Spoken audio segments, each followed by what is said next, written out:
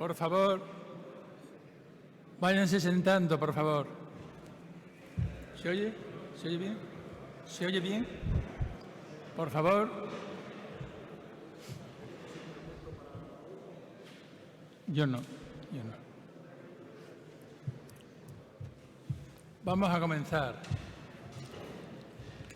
Bueno, va a comenzar la sesión 3, Metros en América y Europa, que es una sesión muy interesante porque vamos a presentar 3 modelos de metro que corresponden a 3 países muy diferentes. Por ejemplo, el metro de Ciudad de México corresponde a una ciudad que con la base, con el resto, tiene como 24 millones de habitantes. Puede ser el ejemplo de metro en una gran ciudad. El metro de Toulouse tiene el interés de que Toulouse tiene una población inferior a la de Sevilla y cuando allí han hecho un metro se supone que es que hacía falta. Y el metro de Londres, bueno, el metro de Londres, yo he vivido 2 años en Londres, tiene el interés enorme de que Londres tiene un corte del terreno muy parecido al de Sevilla. Allí tiene las gravas del Támesis y a continuación la arcilla de Londres que aparece en todos los libros de texto y aquí tenemos las zahorras y la marga azul, ¿no? La llamada marga azul, que también es una arcilla. La marga azul es del Plioceno y la arcilla de Londres, la arcilla de Londres del Plioceno, me parece, y la arcilla y la marga azul es del Mioceno. Todos aquellos que no entiendan bien el francés o que sencillamente que quieran escuchar la conferencia en español pueden proveerse de un traductor que lo tiene en la puerta de entrada. Bueno, y vamos ya a comenzar con la sesión. La primera ciudad que trata sobre el metro de Ciudad de México va a ser impartida por José Francisco Suárez Fino, que me han dado un currículum reducido pero muy extenso. Se ve que tiene muchas vivencias en el tema de los túneles y del cual yo he tenido que hacer un resumen, ¿no? También, ¿no? Es egresado por la Universidad Nacional Autónoma de México, la UNAM, muy conocida, muy famosa, donde realizó estudios de maestría en geotecnia. Es socio y director de proyectos en la empresa Consultec. Como profesional cuenta con una amplia experiencia en el análisis, diseño, seguimiento técnico y supervisión de túneles. Y se podrían citar numerosas obras de túneles en las cuales él ha participado, pero yo voy a citar solamente unas cuantas, ¿no? que he escogido, que seguramente no son las más importantes, ¿no? Ha sido coordinador del seguimiento técnico durante la construcción del túnel secundario de la central hidroeléctrica Reneis 2 en Guatemala y participó en la construcción del túnel y las estaciones de la línea 3 del metro ligero en la ciudad de Guadalajara, Jalisco. Ha participado también en la ampliación de la línea 12 del metro de Ciudad de México. Actualmente es profesor dentro del programa de maestría en túneles y obras subterráneas que se imparte en la unidad de posgrado en la Universidad Nacional Autónoma de México, la UNAM. Sí ruego, vamos atrasados respecto del horario previsto, a los participantes que se limiten a lo que debía de ser la extensión máxima de su participación, que sería de unos 20 minutos. Pues nada, el licenciado Suárez Fino tiene la palabra. Buenas tardes a todos. Antes que nada agradezco infinitamente la invitación a participar en este gran evento. Es para mí un honor y pues transmitiré en unas cuantas láminas. La verdad es que he preparado varias láminas, sin embargo no creo que llegue al final de la presentación, sin embargo viene en el pendrive que les proporcionaron. Me iré un poquito rápido, me disculpan. Quiero transmitirles al final el mensaje de las vivencias que hemos tenido nosotros en la Ciudad de México. Como bien saben, tenemos uno de los suelos más complejos en la tierra, que son las arcillas de la Ciudad de México, que son muy conocidas por sus altos contenidos de agua y que precisamente porque tenemos esos contenidos de agua de 400, 500%, que es demasiado contenido de agua, es prácticamente un fluido, pues hemos recopilado bastantes experiencias. Sin embargo, como verán en la presentación, las líneas que hemos diseñado y que se han construido no precisamente han sido túneles y obras subterráneas, que es lo que quisiéramos, ¿no? Y que es el tema de esta gran reunión. Sin embargo, hemos tenido experiencias agradables, otras no tanto, como saben, la ampliación de la línea 12. Espero llegar a ese caso, lo pasaré muy rápido. Y actualmente se construye lo que es la ampliación de esa misma línea 12, que ha sido sinceramente un dolor de cabeza por cuestiones no tanto técnicas. Yo creo que en estos años México ha desarrollado bastante bien el tema en túneles y obras subterráneas, a grado tal que desde el seno de la academia, de la Asociación de Túneles, hemos creado una maestría que ya tiene 8 años, esa maestría de túneles y obras subterráneas, que está avalada incluso por la ITA, pero que sin embargo en este tema, pues desafortunadamente las autoridades no han tenido o no hemos sabido permear nosotros tal vez con el tema del uso del espacio subterráneo. Pues bueno, aquí les voy a hablar un poquito de lo que es la historia del metro de la Ciudad de México. Como saben, pues es una ciudad muy grande, ya lo comentaba el profesor. Tenemos en la Ciudad de México actualmente cerca de 24 millones de habitantes. En total el país tiene 124, 120 y tantos millones de habitantes y 24 millones son los que se alojan en la Ciudad de México. Bueno, en la década de los 50 pues empezamos a tener problemas como cualquier ciudad en crecimiento, sobre todo de movilidad. En los años 50 pues se contaba ya con 4.5 millones de habitantes ya y empezó a saturarse sobre todo el centro de la Ciudad de México.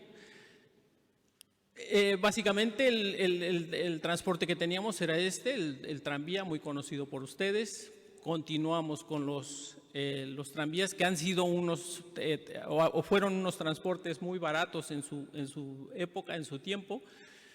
Y en esos mismos años, en los años 50, pues se empezó a planificar lo que era el sistema de transporte colectivo metro, hoy llamado así.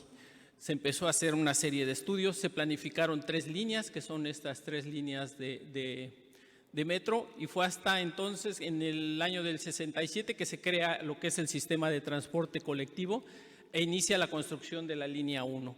En 1969, el 4 de septiembre, se inaugura la primera línea, que es de Insurgentes a Zaragoza, que es una línea muy corta, pero bueno, finalmente se hizo túnel. En 1985, la Secretaría General de Obras de la Ciudad de México, hoy Ciudad de México, anteriormente era el Distrito Federal, hoy es Ciudad de México, o CDMX, mejor conocida, contemplaba 3 horizontes ese plan maestro que se creó. Uno a corto plazo, que era terminar unas líneas de metro, ahorita las voy a explicar, en 1988. A mediano plazo, en 1994, y a largo plazo, en 2010, se tenía planeado una longitud de sistema de transporte de 374.6 kilómetros con un total de 15 líneas y 274 estaciones. Aquí tenemos lo que es el plan maestro que se tenía del metro y el tren ligero. En verde son las líneas que tenemos actualmente en operación, con 201.4 kilómetros de líneas en operación. En construcción, aquí tengo la tan conocida línea 12 del metro, que es de Tláhuac a Mixcoac, y actualmente se está construyendo la ampliación que va de Mixcoac a Observatorio. En tren ligero, sinceramente, se ha rezagado bastante el plan. Aquí podemos ver las líneas que están con este color marrón, que son 140 y tantos kilómetros, 143 kilómetros, que están planificadas y que, sin embargo, dado los resultados de los últimos o las últimas experiencias que hemos tenido, pues yo creo que sinceramente va a demorar un poco en que podamos continuar, ¿no? Aquí ven la red actual del metro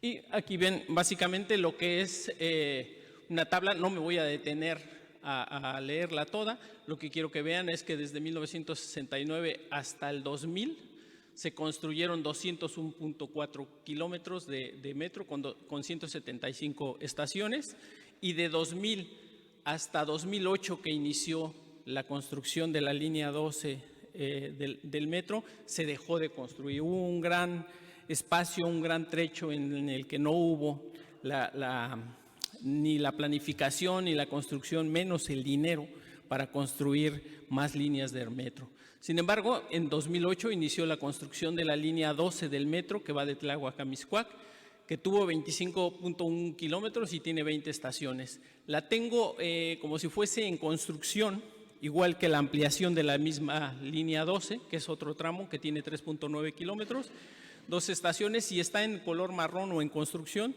porque, como bien saben, y lo mencionaré muy rápidamente, pues ha tenido una serie de incidentes, uno muy grave, y actualmente está en reparación prácticamente toda la línea, sobre todo el tramo elevado.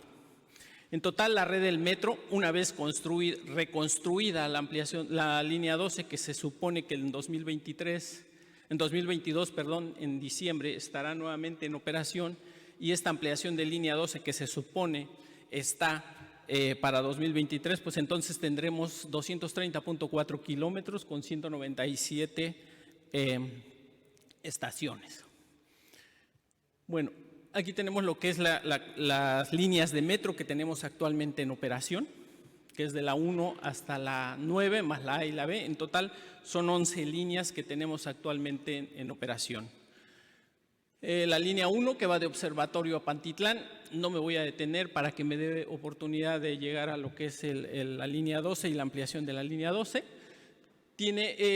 Fue inaugurada en el 69, tiene correspondencia con estas líneas, y me voy a ir deteniendo, o más bien explicando un poquito los tipos de procedimientos constructivos o tipo de estructura que se llevó a cabo.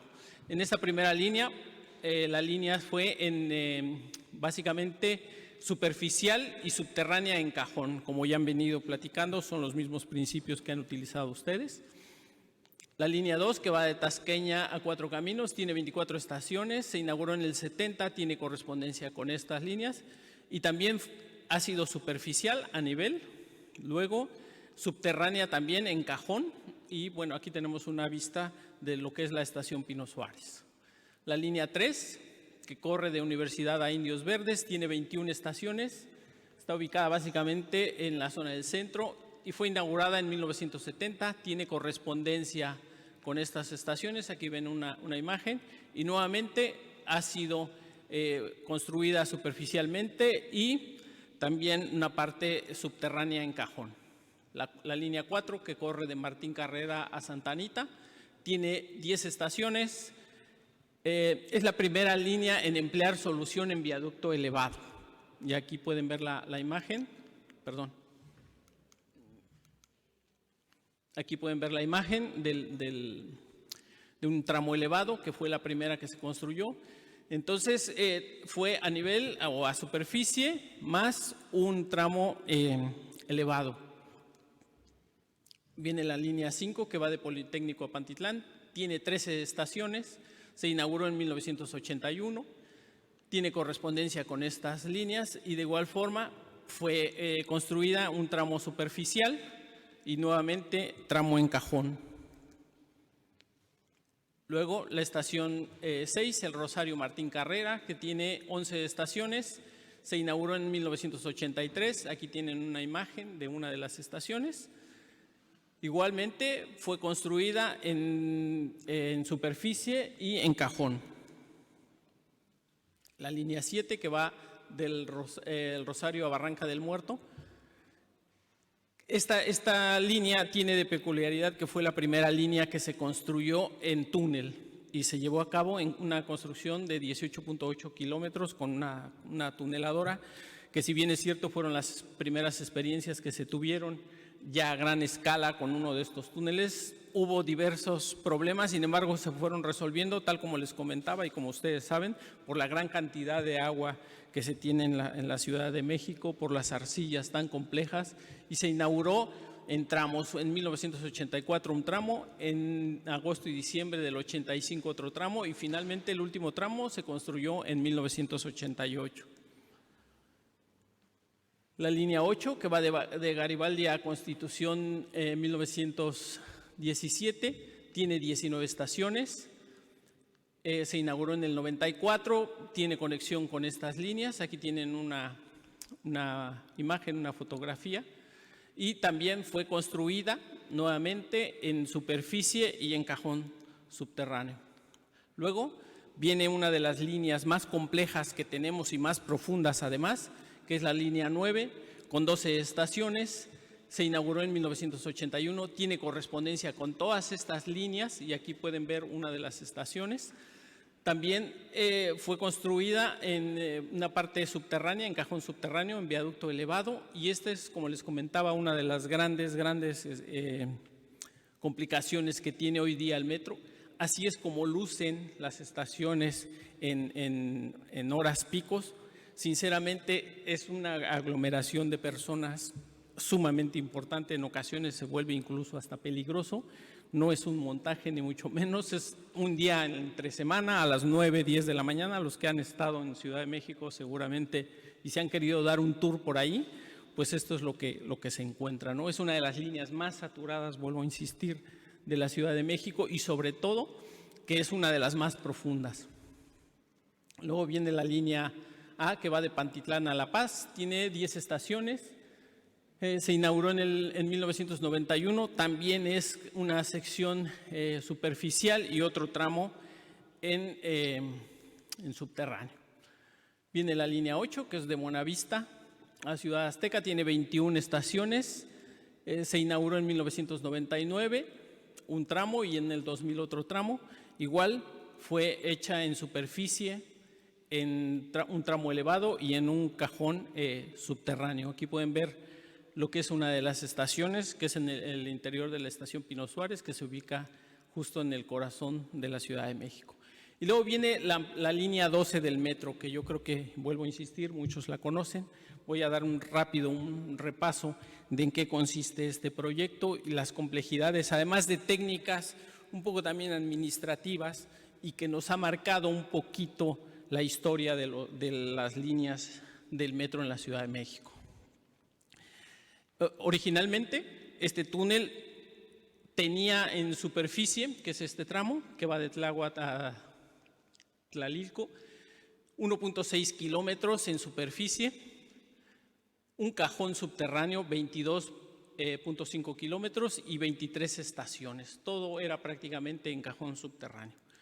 Por cuestiones de tiempo, por cuestiones administrativas o vamos a decirlo así también por cuestiones políticas y de inaugurar, y yo creo que muchos sabemos que los tiempos políticos a veces no van con los tiempos técnicos ni complicaciones técnicas. Sin embargo, a veces no lo hacemos notar o no nos hacen caso y pues por más que se quiere que las cosas se hagan bien, pues no se hacen bien, se complican.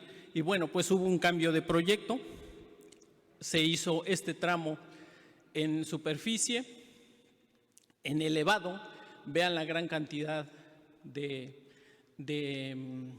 longitud, que fueron 12 kilómetros de longitud en elevado, un cajón subterráneo originalmente, después se cambió y hubo otro cajón subterráneo por este lado.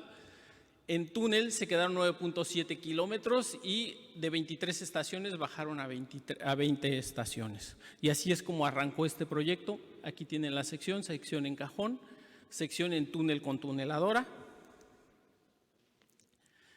Y estos fueron los procesos constructivos con los que finalmente quedó el proyecto. Se arrancó la construcción, ya lo comentamos, con un tramo en superficie, otro tramo en cajón subterráneo, un gran tramo elevado que se fue mucho por una de las avenidas principales que tomaron, y la complejidad de esto era el trazo, principalmente el trazo, por ir siguiendo el trazo de la superficie, pues se metió en algunas complicaciones por ahí. Luego viene el túnel con un escudo.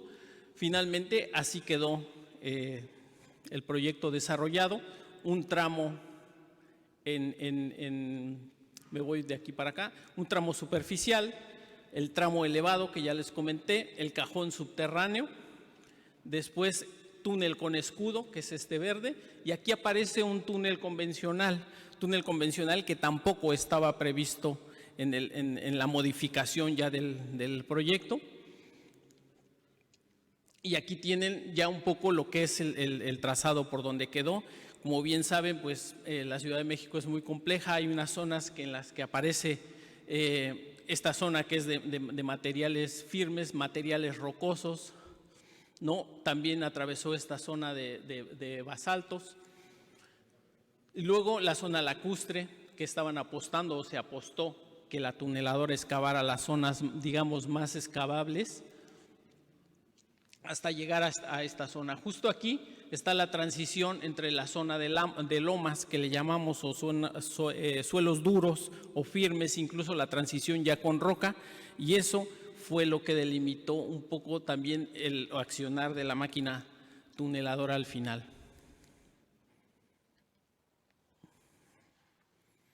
Bueno, aquí les pongo un poco el perfil.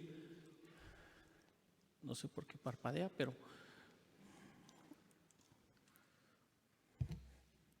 ya. Voy a regresar un poquito. Aquí ven la zona del cajón subterráneo, que es básicamente excavado en roca, en arcillas. Después viene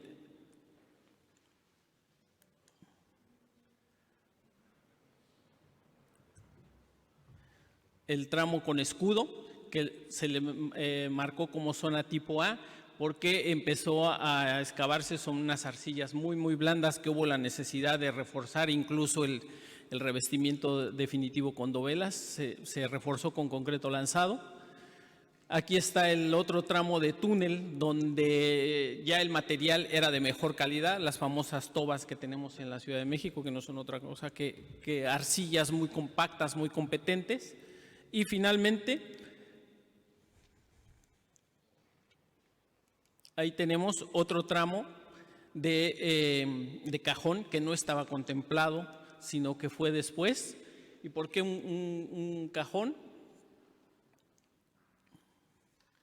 Porque resulta que cuando se venía excavando con la tuneladora, un poquito las prisas políticas y también las cuestiones técnicas, pues simplemente el escudo ya no pudo llegar a su fin, que era la estación Mixcoac, y desafortunadamente la máquina perdió la cabeza, para ser francos, se quedó para la máquina y hubo la necesidad de meterse por el otro frente porque teníamos que inaugurar, se acababan los tiempos políticos y el túnel pues había que inaugurarlo. Entonces entraron por el otro lado, la máquina la regresaron pues desarmada, ¿no?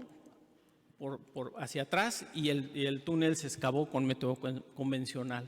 Por eso es que aparece al final que son 800 metros de túnel convencional. Originalmente solo eran 12 de túnel convencional, que era el patio de maniobras, y pues la verdad es que ahí quedó esa situación.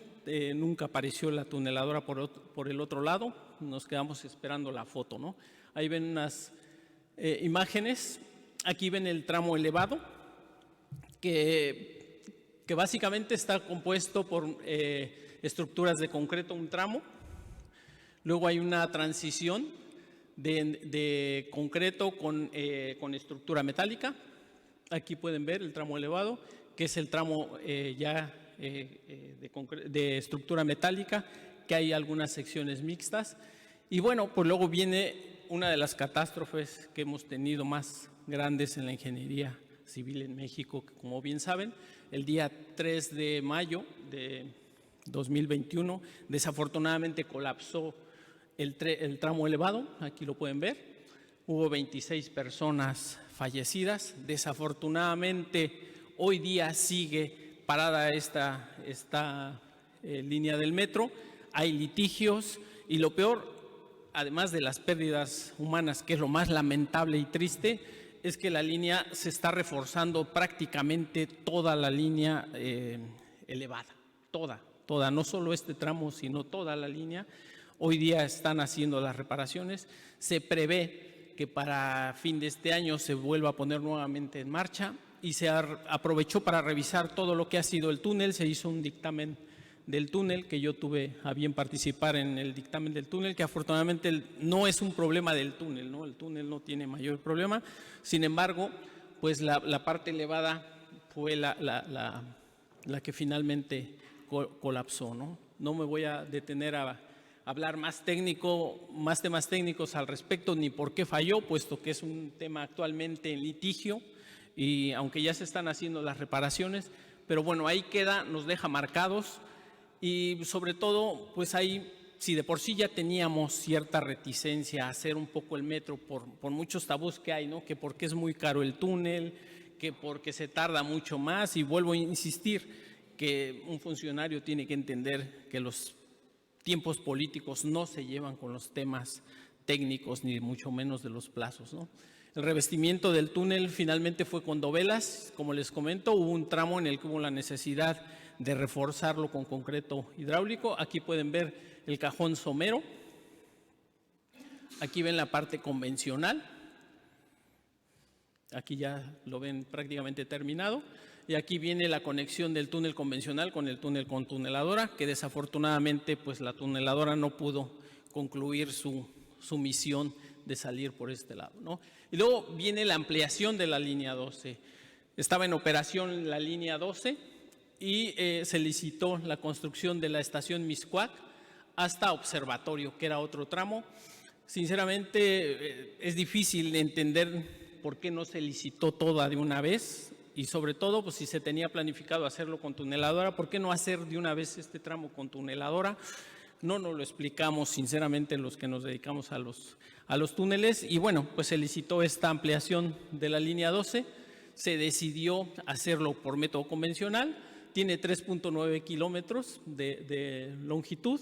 Aquí podemos ver el trazado, tiene 2 estaciones intermedias más la que ya está de la línea 12, y llega a la estación subterránea, que es una de las correspondencias, como ya les comentaba, más complicadas. Aquí llegará también lo que es el tren de Toluca, que también, si hablamos de otro, digamos, gran proyecto que ha tenido problemas, pues es justamente ese, pero ese es tema de otra charla, de otra gran tarde, ¿no? Aquí podemos ver los diferentes tipos de secciones, no me voy a meter a desarrollarlas, simplemente en estación tenemos este tipo de sección, y en túnel una sección normal. Aquí pueden ver una planta de las estaciones, una vista de una de las estaciones, y aquí les presento rápidamente lo que es el proyecto. Aquí se hizo un proyecto original también, y me quiero detener un poquito a esta parte, ¿no? En la que dice que son unos materiales de rellenos constituidos por arenas, gravas, arcillas, limos, y pues por ahí aparece la palabra cascajo, ¿no? Que antes pues era esta zona. Como bien saben, en la Ciudad de México también hay ciertas zonas, sobre todo la del poniente, que fueron minas y ahora ya está densamente poblado, se rellenaron algunas minas, y también hay una serie de barrancas que se cubrieron, se taparon, se pobló todo, y pues el relleno aquí lo tenían planteado a esta zona. El túnel viene por aquí abajo, aquí viene la cota. Cuando empezaron la construcción, bueno, había un proyecto original, por eso le pongo aquí proyecto, que si bien es cierto estaba desarrollado con la ingeniería que se pudo hacer en el momento, con los tiempos y los recursos que se tenían. Sin embargo, este procedimiento castigaba demasiado los tiempos también para intentar inaugurarlo o concluirlo en un cierto periodo. Se cambiaron esos procedimientos. Había unas fases de excavación de proyecto que consistía en excavar la sección completa más los banqueos. Tenía un sostenimiento a lo largo de los 3.9 kilómetros de 20 centímetros de espesor de concreto lanzado con malla electrosoldada o mallazo, como le conocen ustedes, y un revestimiento definitivo de concreto lanzado, con acero de refuerzo. Me voy a ir más rápido. Aquí pueden ver en la estación, esta es una zona de edificios, aquí está la zona de una de las estaciones, y este es el tramo dolor de cabeza. Si pueden ver, los rellenos antrópicos los teníamos por arriba. Con una serie de sondeos adicionales, pues se detectó que esta zona, pues el relleno antrópico, pues se mete incluso por la zona del túnel. Y muy pronto lo comprobamos, ¿no? Incluso este es el tema de investigación de mi doctorado que estoy realizando. Tenemos toda esa zona instrumentada. Aquí pueden ver el relleno antrópico, que ya prácticamente cubre gran parte del túnel. Aquí les muestro una foto del frente de excavación, donde se pueden ver los rellenos antrópicos. Se hizo la reingeniería, se tramificó el túnel, con base en las lumbreras o pozos, también se modificó y adecuó lo que es el perfil geotécnico del túnel. Aquí pueden ver las lumbreras, algunas auxiliares que luego van a servir de ventilación, que tienen un túnel de acceso a una galería. Para allá se excava el túnel hacia acá y aquí pueden ver lo que es el túnel de acceso. Se llevó a cabo la adecuación del proyecto, que lo que hicimos fue básicamente agilizar los procedimientos, reforzar ese sostenimiento. Me voy a ir muy rápido, perdón. Aquí pueden ver las diferentes fases de excavación en las que se llevó el túnel. Se impermeabiliza hasta el final, que en el proyecto original tampoco tenía impermeabilización. Sin embargo, en épocas de lluvia se ha notado y se ha visto que empiezan las filtraciones. Ahí están los cambios y adecuaciones de proyecto. Nuevamente otro tipo de sostenimiento.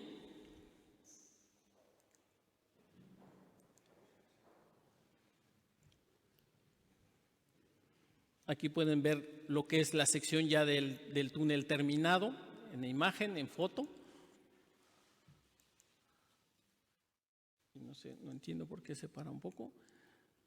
Pero bueno, aquí van los diferentes sistemas de sostenimiento. Me voy a apurar rápidamente a llegar al tramo complejo. Así es como se ha venido excavando. Nuevamente la imagen que ya les comenté, con los rellenos antrópicos. Y este es el tramo que ha presentado mayores problemas, sobre todo esta zona, llegando a la estación famosa Valentín Campa. Tiene una cobertura de 41 metros y una mínima, que en esta zona, de 13 metros, que es justamente y coincidió con la zona de rellenos antrópicos. Y faltan por excavarse hoy día 83 metros. Sin embargo, uno de los frentes, que es este frente, lleva detenido más de un año, por las cuestiones que ya les comenté. Aquí lo pueden ver. En una cierta fecha aparecieron los rellenos antrópicos en la clave. No me voy a detener a ver los letreritos, simplemente explico rápidamente lo que es las imágenes. En la clave aparecieron los rellenos antrópicos, un relleno o un horizonte de arena que nos dieron mucha lata sobre la construcción. Sin embargo, se fueron soportando. Aquí pueden ver cómo el relleno sigue comiendo o sigue llegando a la sección. Aquí otra zona. Estos son los rellenos, o estos eran los materiales que aparecieron en la sección. Hasta que un buen día, pues llegamos a tener prácticamente todo el frente de excavación cubierto de relleno antrópico. Se empezó a deformar demasiado el túnel. Y hablo demasiado, alrededor de 23 centímetros de desplazamiento, a punto de colapsar. No me pregunten por qué no detuvieron la obra, pero bueno. Y en un lapso de un tiempo de mes y medio se excavaron 8 metros. En superficie, pues las viviendas empezaron a tener problemas. Se instalaron inclinómetros, piezómetros. No era un problema de agua, sino más bien un problema del tipo de terreno que se tenía y de la poca cobertura. Se planteó una nueva propuesta de procedimiento que, como lo pueden ver, nada más de verla a mí me duele la cabeza, ¿no? Y ya de ejecutarla, pues ni les cuento, ¿no? Hay ocasiones que ni dormíamos. Aquí pueden ver la excavación, continúa la excavación. El revestimiento, pues en lugar de marcos metálicos empezaron a meter costillas armadas, que luego fueron el revestimiento. Y finalmente, pues se hicieron los túneles piloto, tal como aparecen en las imágenes. Me voy a ir rápido para terminar. Ahí viene la excavación.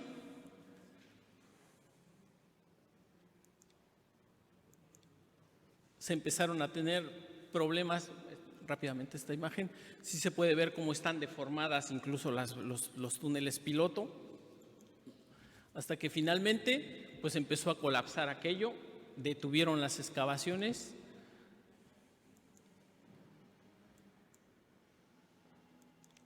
se llevó el revestimiento definitivo hasta el frente de excavación del túnel. Y bueno, pues se excavaron 23 metros y desde el 15 de octubre de 2020 está parada la excavación. Empezaron a excavar por el otro frente, pero digo, no hay que ser ingenieros para saber que tarde que temprano vamos a llegar otra vez al problema, ¿no? Entonces, pues nada, por eso les vuelvo a poner el perfil. Aquí están las tobas muy bonitas y que se dejan excavar y van muy rápido, pero dentro de nada vamos a llegar al otro lado y pues a ver qué haremos, ¿no? Entonces, pues ahí está esta experiencia de túneles. Quiero dejar claro que, bueno, si bien es cierto, hemos tenido malas experiencias como esta, también tenemos muy buenas experiencias, también hemos aprendido muchísimo en túneles. Tan es así que en los últimos años hemos construido una gran cantidad de túneles simultáneamente, ¿no? Y no hemos tenido problema. Este no es parámetro, es simplemente una experiencia única y exclusivamente de la Ciudad de México y que, insisto, ojalá y este no sea un tema para dejar de hacer metro, que yo creo que por lo que nos resta de este sexenio, que son 3 años, no, ya nos daremos de santos si terminamos estas líneas. Muchas gracias.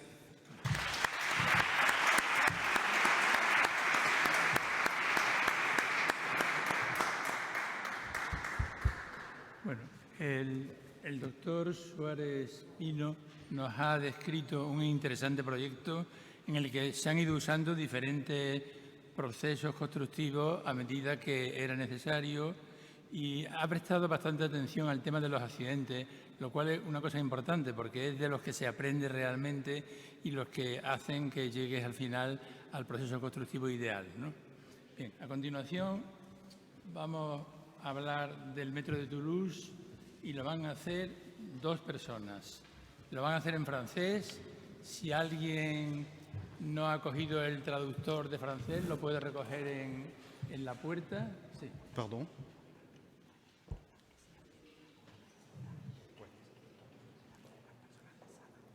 Vale. Bueno, me piden en este momento que si alguien ha escrito alguna pregunta, que la entregue por favor al personal de sala para poder responderle a continuación. Bien. Decíamos que el tema del metro de Toulouse se va a hacer en francés y lo van a hacer 2 personas.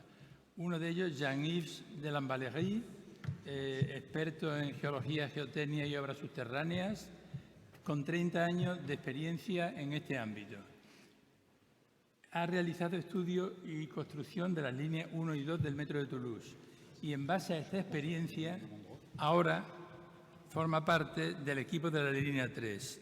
Tiene experiencia en túneles, presas, aeropuertos y obras subterráneas en muchas partes del mundo.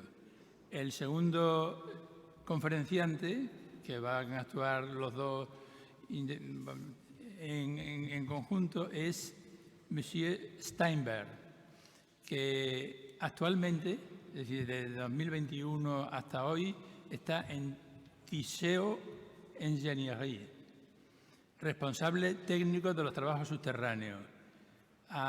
Está trabajando en la 3ª línea del metro de Toulouse y en la conexión de la línea B del metro de Toulouse.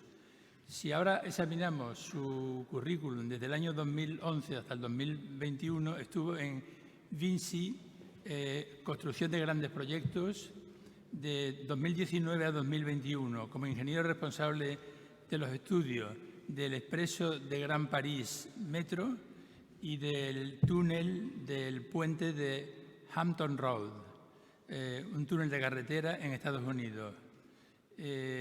Así podríamos seguir, 2017-2019, dentro de la misma empresa, estuvo en el Gran París Express, Expreso de Gran París Metro, y por último, tiene más cosas, pero vamos a solamente hablar de algunas, de 2013 a 2016, en el metro de la línea sur roja del metro de Qatar. Los señores Steinberg y Lamballerie tienen la palabra. Merci. Est-ce que je dois faire quelque chose ou est-ce que vous m'entendez? ¿Todo el mundo me oye? Sí, muy bien. En primer lugar, antes de empezar, me gustaría que nos disculpen por tener que hablar francés y por no hablar castellano adecuadamente. En segundo lugar, me gustaría dar las gracias a los dos promotores principales de este encuentro, a ETOS y la Junta de Andalucía. Muchas gracias por habernos invitado.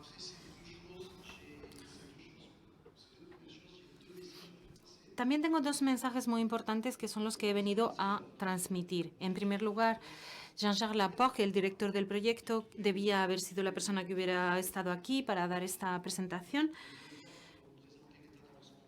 Pero ahora comprenderán que estamos en una etapa realmente clave cuando vean cómo están progresando los trabajos y por eso no ha podido venir. Por otra parte, debo decir que quiero transmitirles el saludo de Jesús Manuel Molina Aguilera, ingeniero de caminos, canales y puertos, y que envía sus saludos a toda la comunidad andaluza, es español, es andaluz, y que es el ingeniero principal del proyecto de la línea 3 de Toulouse. Es el responsable de aproximadamente la mitad del proyecto. En concreto, es el responsable de la parte subterránea en el centro de la ciudad y además es hijo de Priego de Córdoba. Y seguro que lo conocen. Bien, antes de entrar en los detalles de la presentación, quiero comentar un par de cuestiones generales. TISEO, como ven en la presentación, es el nombre de la entidad pública que organiza y construye, que explota además el transporte público de la comunidad de Toulouse. Están a cargo de la organización. En ese caso tenemos TISEO Colectividad, que es la entidad que se dedica a esto, y en ella hay representantes municipales. Luego hay una entidad de construcción y dirección de la construcción. Esa es TISEO Ingeniería. En esta entidad hay ingenieros y juristas. Nosotros somos miembros de esta entidad. Estamos a cargo, por tanto, de la construcción de la tercera línea. Y luego tenemos una tercera entidad, TISEO Viajeros, que se encarga del mantenimiento y la explotación de todos los sistemas de transporte público del área metropolitana de Toulouse. Algunas cifras también sobre Toulouse y su área metropolitana. Tiene 500.000 de habitantes la ciudad y tiene 1,3 millones de habitantes la zona metropolitana en total. Se trata de un área metropolitana que desde al menos 15 años está creciendo a un ritmo acelerado y su ritmo de crecimiento actual es de en torno a 15.000 habitantes más cada año. Es una ciudad en la que los problemas de transporte son, por tanto, bastante considerables. Esta ciudad desarrolla muchas actividades económicas, pero evidentemente hay varias actividades importantes. La principal es la de construcción aeronáutica y la ingeniería y construcción de materiales espaciales también. Junto con esto, destacan también las actividades de investigación, desarrollo y también formación universitaria. Bien, el proyecto. Se trata de un proyecto destinado a mejorar los transportes de la ciudad y a mejorar también el interés y la atracción de los polos económicos. Otro de los objetivos es reducir las emisiones de efecto invernadero de los transportes y de los ciudadanos de Toulouse. Y se trata de un proyecto cuya finalidad económica principal es conectar los distintos y principales polos de actividad económica de la zona metropolitana. La intermodalidad también es un elemento fundamental, puesto que permite la conexión a 5 sistemas ferroviarios, 2 líneas de metro y una de tranvía.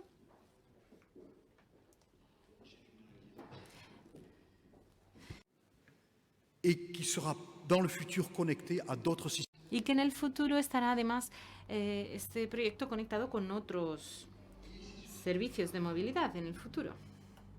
Aquí en el mapa, abajo a la derecha, tenemos la zona naranja donde se concentran las principales actividades económicas de la ciudad. Y este corredor naranja es justamente donde circulan esas 3 líneas de metro de la ciudad. Como ya he explicado, el ritmo de crecimiento de la ciudad es de unas 15.000 personas al año, con una creación neta de empleo de unos 7.000 empleos nuevos al año, y la mitad se concentran en estas zonas naranjas.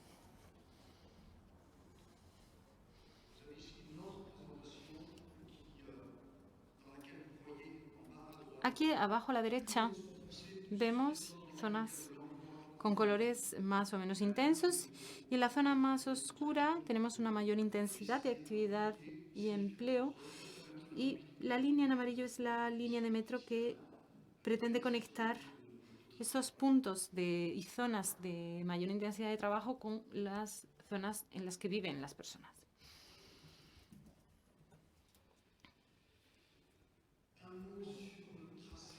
Brevemente, aquí tenemos el trazado geométrico, 27 kilómetros de largo. A lo largo de esto encontramos 20 kilómetros de túneles y 5 de viaducto. En la parte sudeste se concentran los 5 kilómetros de viaducto en zonas menos urbanizadas, y los túneles se encuentran en las zonas más urbanas, más construidas. Las ciudades, aquí tenemos las cifras claves del proyecto. 27 kilómetros de nuevas líneas, 22 de túneles y 5 de viaductos,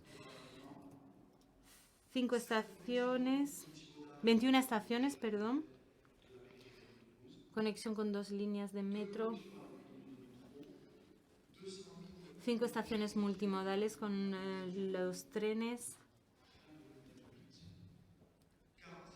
45 minutos de tiempo de transporte de viaje de un punto de un extremo al otro, 200.000 viajes previstos al día en el momento de la puesta al servicio. Y ayer, durante la cena, hubo varias preguntas sobre las cuestiones de financiación, y por eso dejo esta cifra de los 2.700 millones de euros para el final. Es el presupuesto de inversión. Dado que hubo varias preguntas sobre la financiación, he querido añadir ahora algunos datos que les pueden resultar de interés. 27 kilómetros de línea y 2.700 millones de euros, lo que significa que el kilómetro tiene un coste de 100 millones de euros. Esa es la inversión inicial. En cuanto a la operación de esta línea de metro, se estima que tendrá un coste de 30 millones de euros anuales, el coste de explotación. En la inversión inicial tendremos aproximadamente un 15% de la inversión inicial dedicada a los estudios, procedimientos administrativos, seguros, un 5% para trabajos preparatorios y adquisición de tierras, ingeniería civil un 45%, un 15% dedicado a los equipamientos, parking, zonas de parking, y un 20% al sistema de transporte, carriles y material rodante, sí. Por último, las cifras clave de la financiación son las siguientes. Un 1% proviene de subvención europea, son 30 millones de euros, muy poco.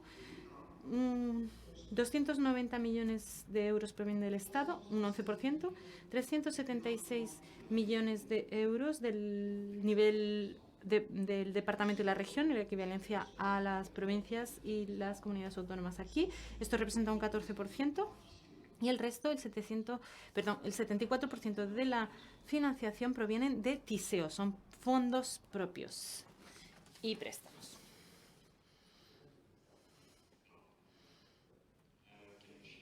Bien, ahora algunos datos que hacen referencia a las obras en sí.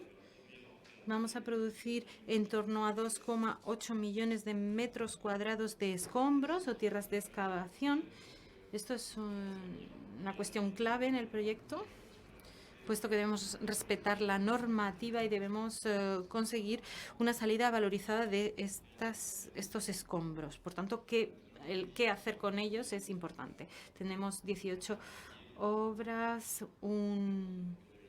como es normal, un taller, 27 kilómetros, de los cuales 22 son túneles, utilizando 5 tuneladoras. El diámetro interior es de 8,5 metros. Y a la derecha tenemos el recorrido de las 5 tuneladoras que vamos a utilizar.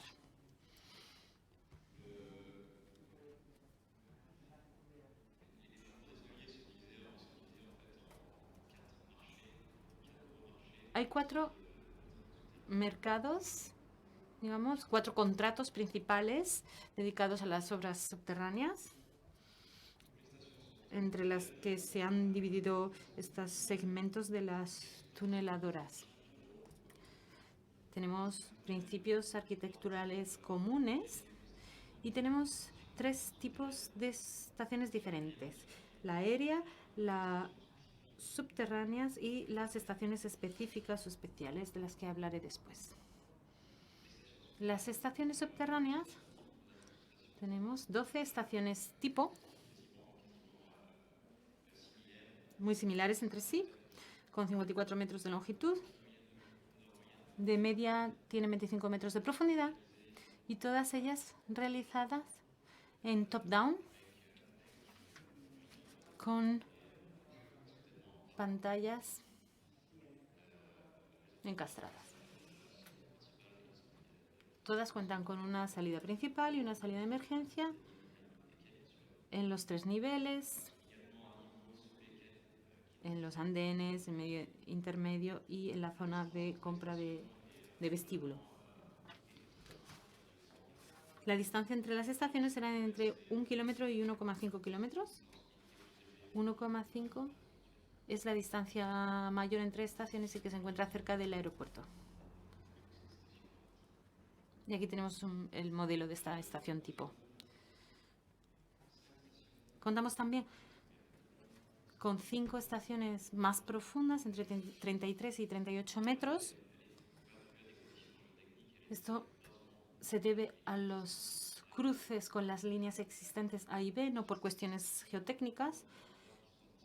Hay 3 estaciones especiales en interconexión con las estaciones ferroviarias y también con estaciones de metro ya existentes. Aquí tenemos un ejemplo. Esta es la estación Marengo, con correspondencia con la línea A, ya existente, y también con la estación ferroviaria principal de Toulouse.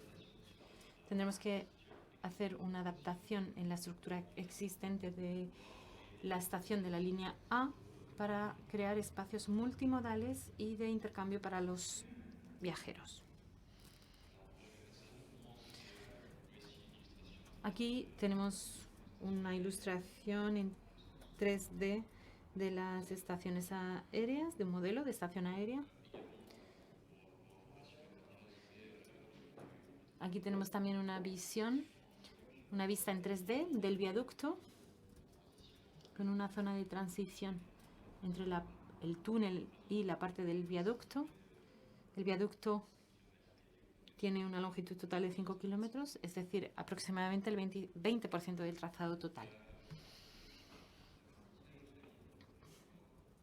Tenemos aquí la parte del túnel. Diámetro interior 8,5, espesor 0,4. El espesor es bastante estable, homogéneo, de 15 metros aproximadamente, y representa 2 veces y media el diámetro del 2 veces el diámetro del túnel. Tenemos zonas muy sensibles porque son zonas urbanas. Luego cruzamos con túneles ya existentes. Utilizaremos, como ya he explicado, 5 tuneladoras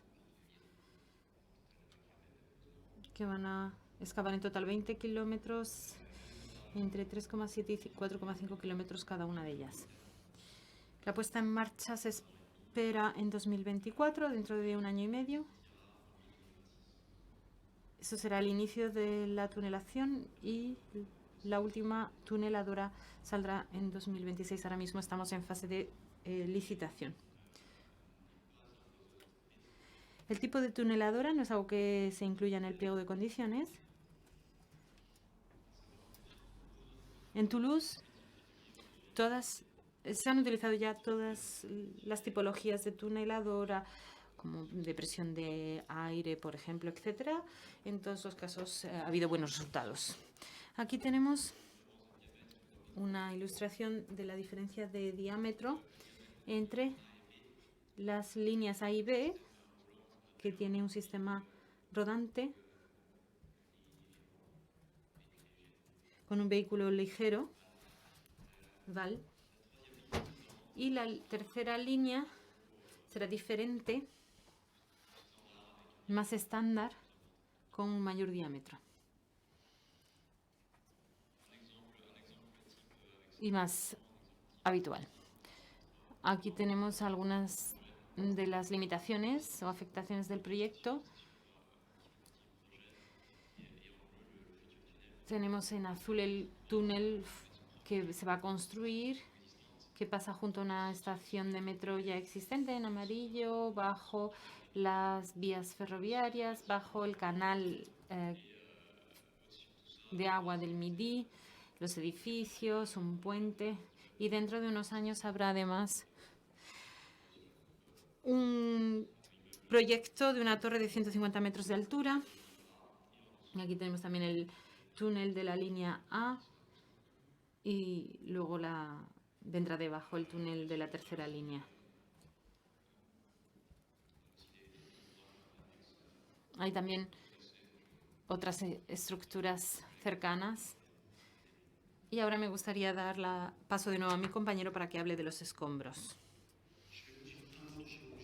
Voy a decir muy poco sobre geología, porque sé que vamos con retraso, pero quiero decir algo muy sencillo. La geología de Toulouse se parece muchísimo a la de Sevilla. Tenemos una fina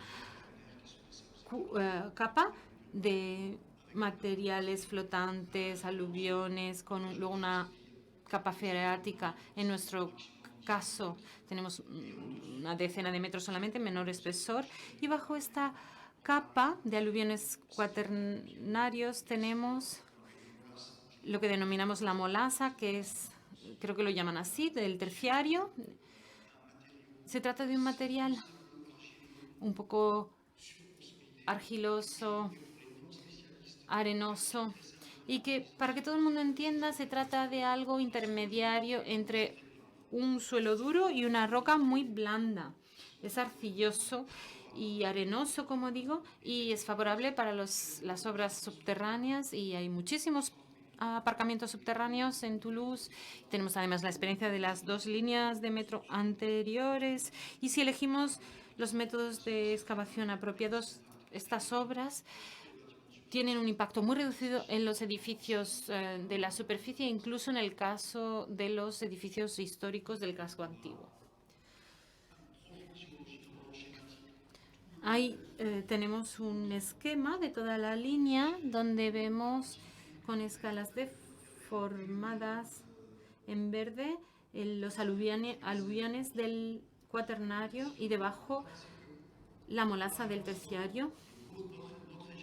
Nuestros ingenieros se han asegurado de que el túnel debe excavarse de manera sistemática en la zona de la molasa en los terrenos del terciario, con un espesor estable por encima. Bien, hemos sabido aprovechar bien la experiencia previa de las 2 líneas de metro anteriores para aprovechar las ventajas y las experiencias positivas y evitar los errores anteriores. Porque en el caso anterior sufrimos socavones durante la excavación de las 2 líneas anteriores, y esperamos que en los trabajos de excavación de la tercera línea habrá al menos menos socavones o quizá ninguno. Bien, por último, voy a hablar de los escombros. Vamos a generar una cantidad enorme, en torno a 6,5 millones de toneladas de escombros o tierras de excavación. Desconozco cuál es la legislación española al respecto, pero en nuestro caso, aunque se trate de suelos sin contaminación antrópica o natural, la gestión de los escombros de las tierras de excavación se ha convertido en algo muy complejo desde el punto de vista administrativo y que conllevan un coste muy elevado. Muchísimas gracias por su atención y me gustaría terminar simplemente diciendo que, independientemente de que sean responsables o ingenieros, les invitamos a venir las obras en Toulouse para que podamos hablar de nuestros métodos, de la programación, de la construcción de estos proyectos subterráneos en la ciudad. Nos encantará recibir a todos los que tengan interés y tendremos a un andaluz para recibirles junto a nosotros. Muchas gracias.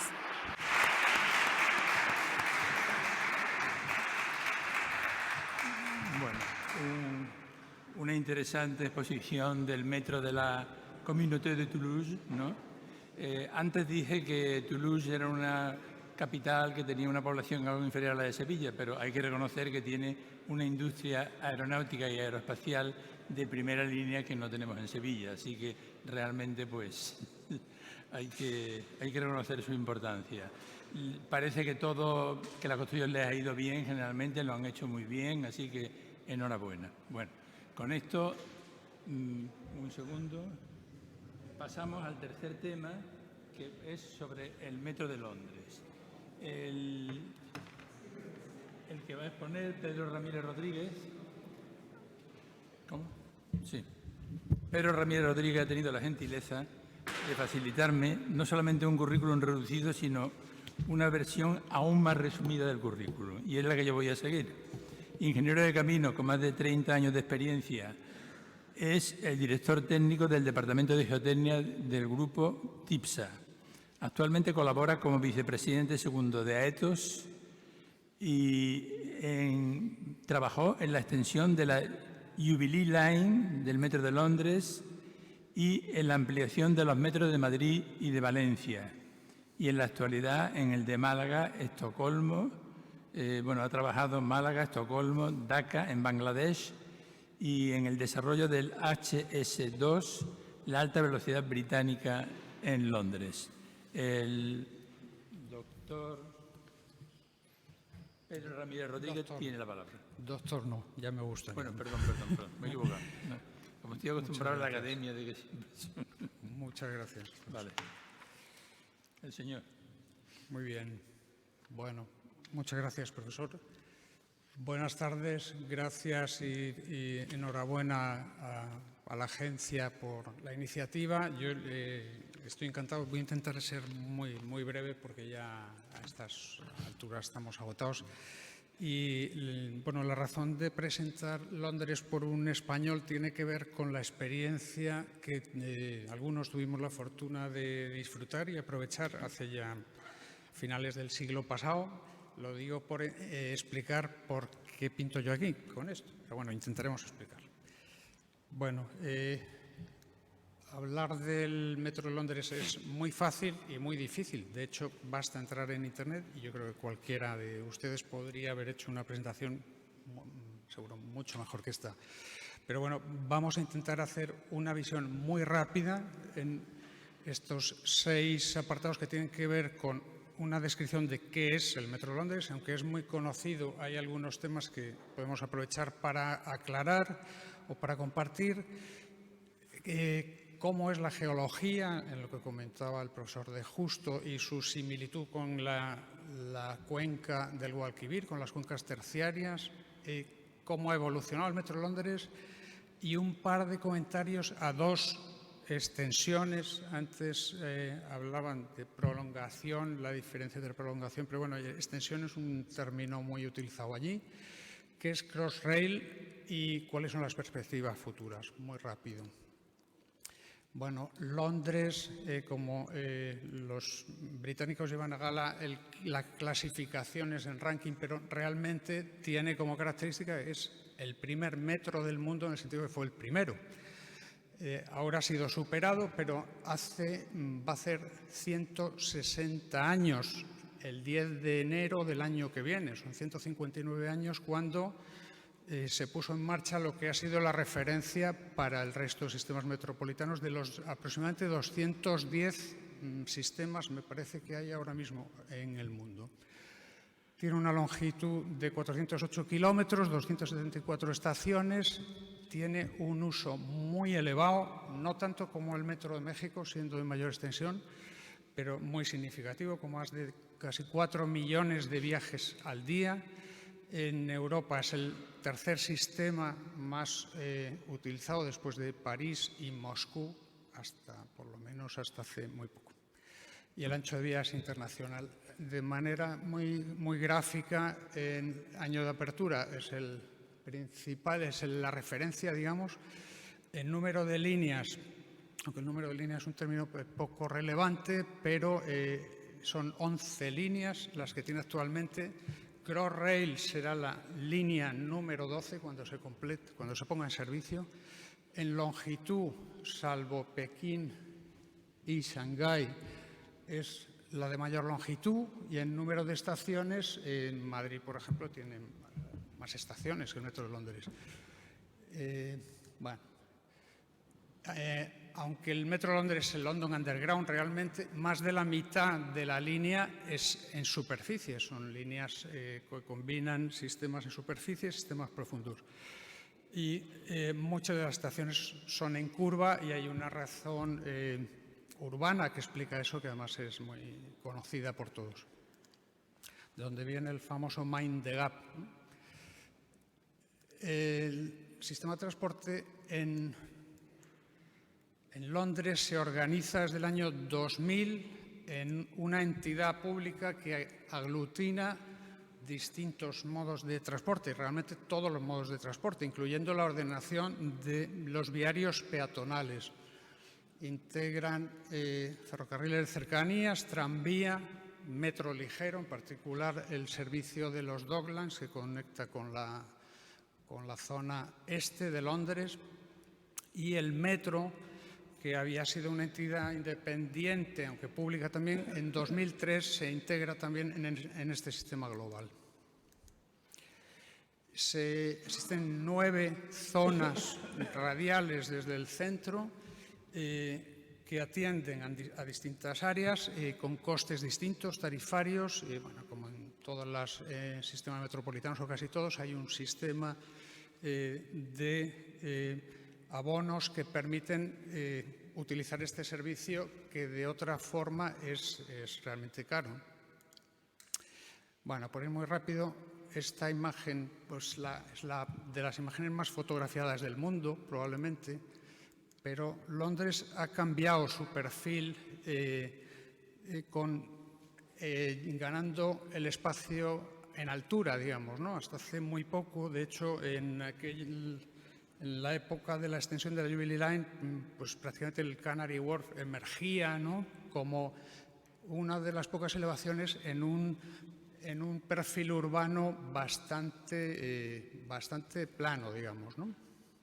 Londres sigue siendo la referencia financiera del mundo, con una superficie del orden de 1.600 kilómetros cuadrados, y la población de Londres que explica el desarrollo de los sistemas de transportes, ha evolucionado de una manera muy llamativa, con algún pico y alguna bajada que tiene explicaciones socioeconómicas normalmente, ¿no? De hecho, en finales del siglo XVIII, cuando el ferrocarril a principios del XIX llega por primera vez a Londres, la población en Londres es de algo menos de 1 millón, y en 50 años triplica el número de habitantes, relacionado por una razón histórica de todos conocida, que es que Londres aglutina el gran desarrollo industrial que supuso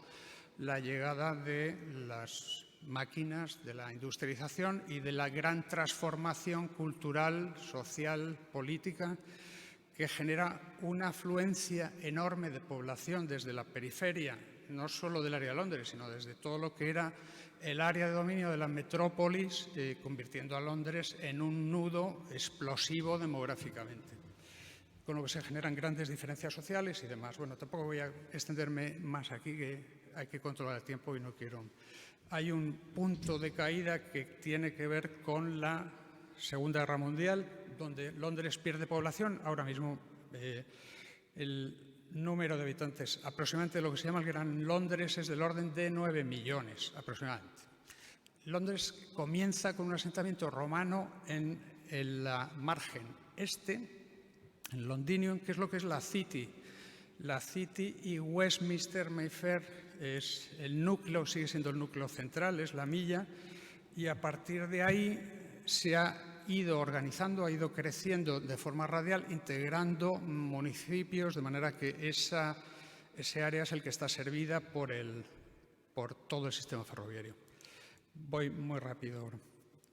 El esquema de Londres se parece al perfil de Sevilla, en el sentido de que existe una capa formada en el Cretácico, evaporítica, la creta o choc, ¿no?, que llaman la tiza, que da nombre al Cretácico a esa edad, sobre la que después de un proceso hercínico de levantamiento de ese sedimento formado marino, digamos, con procesos posteriores durante el Eoceno, la cuenca baja, se rellena por la intrusión marina, depositando lo que es el material más característico de Londres y de los suelos de Londres, que es la London Clay, que sería el equivalente a las margas azules, ¿no? La London Clay es una arcilla limosa de relativa alta plasticidad, con unas propiedades que hacen de este material un elemento muy favorable para la construcción de túneles, en el sentido que es fácilmente excavable, tiene una baja permeabilidad, es estable y ha favorecido, además de la fabricación de ladrillos, pues el desarrollo de las obras geotécnicas. El otro aspecto condicionante es el agua. El agua en Londres lo domina todo, ¿no? Pues realmente Londres es el estuario donde el agua está presente permanentemente y ha sido objeto además de gestión en el sentido de controlar inundaciones y sobrelevaciones, pues a través de obras tan singulares como la Gran Barrera, que ha permitido mitigar los riesgos de inundación. Esto muy rápido. El promotor del desarrollo del metro es un abogado que en el año 1840 es consciente del crecimiento exponencial que lleva al colapso de Londres con el aumento de la población rural y de la metrópoli, el área de influencia de la metrópoli, y coincidente con la puesta en servicio de los ferrocarriles que llegaron ya en el 1825 a las estaciones Paddington, las King Cross, Euston, que son estaciones que siguen siendo las estaciones centrales. Luego veremos cómo siguen siendo el punto de referencia en las ampliaciones actuales de metro. Y propone la creación de túneles subterráneos para utilizar trenes que entonces eran de vapor, con toda la oposición de la época, hasta el punto que durante 20 años estuvo insistiendo en esta idea y finalmente se puso en marcha y él no la pudo ver porque falleció un año antes. Pero en el año 1863 se pone en marcha la primera línea, que son 6 kilómetros, de Paddington a Farrington, operada por una compañía privada, Metropolitan Underground Line, y con trenes de vapor, lo que obligaba a dejar ventilaciones para poder compatibilizar un sistema ferroviario que no estaba pensado para espacios subterráneos.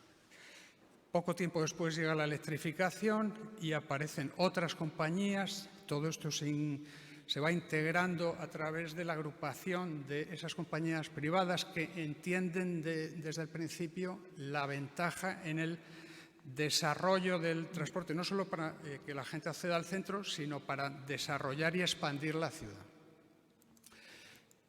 Bueno, Londres y este sistema de construcción, el cut and cover, tiene su origen en la forma constructiva de las primeras líneas, que era simplemente abrir trincheras relativamente superficiales y utilizar revestimientos de ladrillo sobre cerchas metálicas. Se empieza a utilizar acero de fundición, que ha constituido muchos de los revestimientos de los túneles existentes, hasta que empiezan a utilizarse tuneladoras que son variantes de lo que ya había sido el primer túnel, el prototipo de la primera tuneladora por parte de Brunel de cruce a través del Támesis, que eran escudos que permitían el soporte y controlar la estabilidad de la sección al amparo de estructuras metálicas.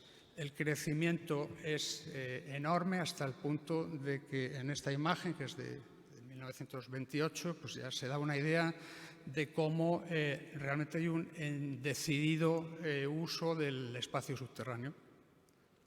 Hay algún hecho curioso, de todos conocidos también, como la existencia de barreras anti-inundación que se ponen en servicio, aparentemente no llegan a entrar en servicio, durante los bombardeos que sufrió Londres en los años de la guerra y que, bueno, pues tristemente ahora, por el momento en que vivimos, pues 80 años después, pues vuelven a ser otro ejemplo de uso desgraciado del espacio subterráneo. En la actualidad, todos estos sistemas han ido evolucionando con el uso de otras técnicas cada vez más avanzadas, en los que muchas empresas españolas han participado, un tema que hay que decir, pero en esencia la idea es la misma. Otra curiosidad también es que Londres, en la evolución de los mapas que han ido cambiando de lo que era representar la longitud y los trazados reales, en esa complejidad hay un momento en el que se llega a un diseño que es un diseño que ha sido asumido por muchos sistemas metropolitanos, que se basa en cómo se organizaban los planos de drenaje y colectores, que son con tramos rectos norte-sur y ejes a 45 grados, con equidistancias más o menos equilibradas. Este sistema sigue siendo actual. De hecho, sigue apareciendo en los planos Henry Beck, que es quien promueve esa idea y que ha sido exportada a muchos sistemas. Bueno, las dos extensiones, muy rápido, que creo que merece la pena señalar por su significación y paralelismo y algunas lecciones aprendidas para aplicación a otros proyectos en marcha, son la Jubilee Line, la extensión de la Jubilee Line, que plantea la prolongación hacia el este y hacia el sur, porque prácticamente todas las estaciones y todo el servicio estaba concentrado y sigue estando concentrado en la zona norte, en la margen izquierda del Támesis, y con motivo del desarrollo y renovación de los espacios degradados en torno a Greenwich y la isla de los perros y sobre todo lo que era el desarrollo de los Docklands, la creación de otros centros de negocio desplazados hacia el este, extiende la línea hacia Stratford. Esta obra es probablemente la obra más cara de metro que se ha hecho jamás, incluso más que el Crossrail, que ya es ha tenido un presupuesto significativo, porque el presupuesto final de esa obra, que fueron aproximadamente unos 15 kilómetros, teóricamente estuvo en torno a los 3.500 millones de libras. Es decir, que el coste por metro o por kilómetro supera ampliamente los 300 millones de euros. En esta obra tuvimos la fortuna de participar en uno de los tramos más significativos, que era el que unía las estaciones de Waterloo, donde entonces llegaban los trenes recién abiertos, la conexión del canal, del Eurotren, cruzaba el Támesis hacia la zona de Westminster, atravesaba lo más significativo de Londres hasta conectar con la zona de Green Park y lo que era el final de la línea existente, la Jubilee Line. De manera que había bastantes edificios en riesgo de ser afectados por las obras. Entre otros, la propia estación de Waterloo, el puente Westminster y el Big Ben, o la Elizabeth Tower, o la Clock Tower, pero bueno, digamos que probablemente el edificio más representativo de Londres. En ese proyecto tuvimos la oportunidad de participar, una empresa española, concretamente Geocisa, con un señor que está sentado ahí muy callado, y se puso a punto un sistema que hasta entonces había sido utilizado en el metro de Baltimore, me parece, pero que aquí, digamos, se encontró en un desafío realmente importante. Se trataba de hacer frente a los riesgos de entrada de agua en los aluviales y a compensar asientos que pudieran afectar a esos edificios tan emblemáticos. Bueno, las soluciones fueron inyecciones a través de tubo manguito para las gravas con impregnación y para las arcillas, inyecciones de compensación que han sido nombradas antes y que en esencia consisten en la incorporación de una mezcla viscosa a través de un manguito que fractura el terreno y lo desplaza en el sentido vertical, generando el efecto contrario al que generan los túneles, local y además con volúmenes controlados en presión y en volumen. Esto es posible porque las arcillas de Londres están sobreconsolidadas como consecuencia de su propio proceso de formación, erosiones y demás. Este efecto es posible en las arcillas de Sevilla también. No en todas las arcillas, en las cuaternarias, pero el efecto de consolidación es el que hace posible esto. Como ejemplos significativos que debajo de la torre del reloj se dispusieron desde pozos numerosos tubos a manguito, radiados desde pozos, con bajo recubrimiento, de manera que eso permitió controlar la inclinación de la torre y compensar de manera concurrente los movimientos que se iban generando a medida que las excavaciones progresan. Esa red de taladros existe ahí debajo. Nadie la verá, pero se dispusieron en un plano que en distintas etapas pues, permitió controlar las subsidencias en un ejemplo real de cuál era el efecto en caso de no haber hecho los tratamientos y cómo se compensaba concurrentemente ese efecto. Voy a ir muy rápido, termino ya con una pincelada de lo que es Crossrail. Crossrail será cuando, de acuerdo con las autoridades, finalicen las pruebas en junio de este año, tras más de 10 años de construcción y otros bastantes más desde su puesta en marcha. Termino ya.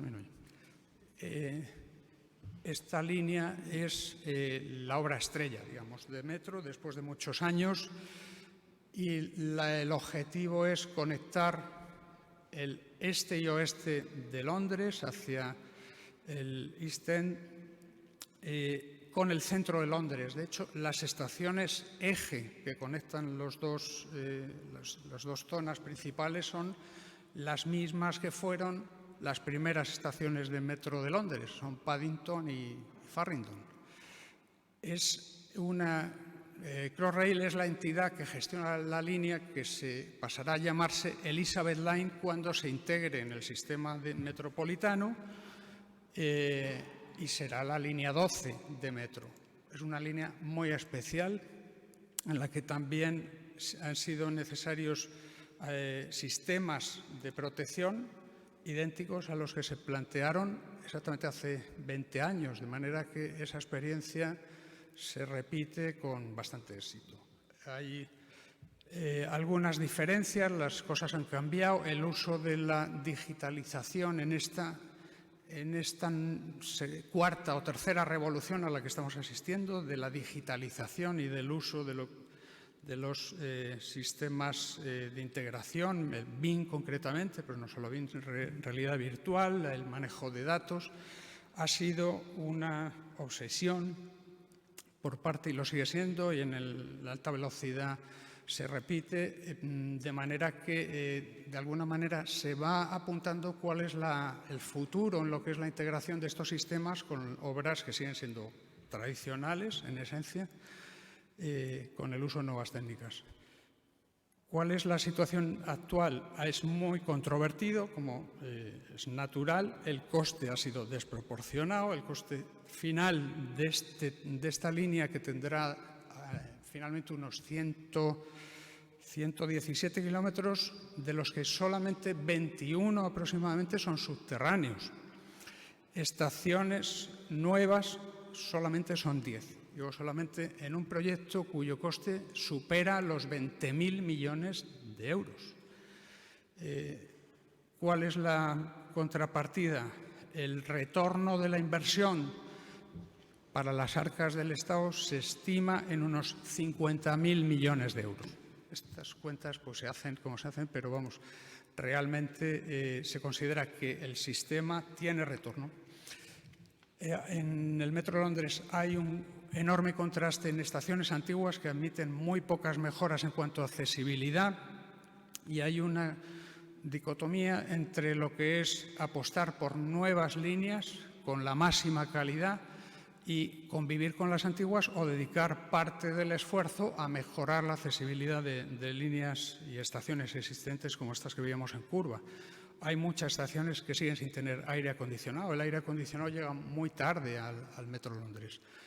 De manera que hay un fuerte contraste entre sistemas muy avanzados, muy novedosos, con líneas que tienen 160 años. Aún así, y ya termino con esta imagen, a pesar de todo, por lo menos hasta hace un mes, cuando las cosas han cambiado y el futuro es incierto, hay una línea que complementa a este eje transversal, que es la norte-sur, que sigue apostando decididamente por el metro, sistemas ferroviarios, metro entendido en sentido amplio como el sistema de transporte más eficiente y más sostenible para las grandes ciudades.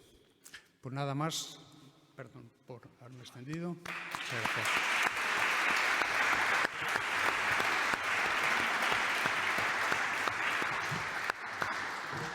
Bueno, con el final de la sesión 3 damos por terminada la presentación de presentaciones en y pasamos a la última fase con una nueva mesa, que será la de conclusiones y mesa de clausura.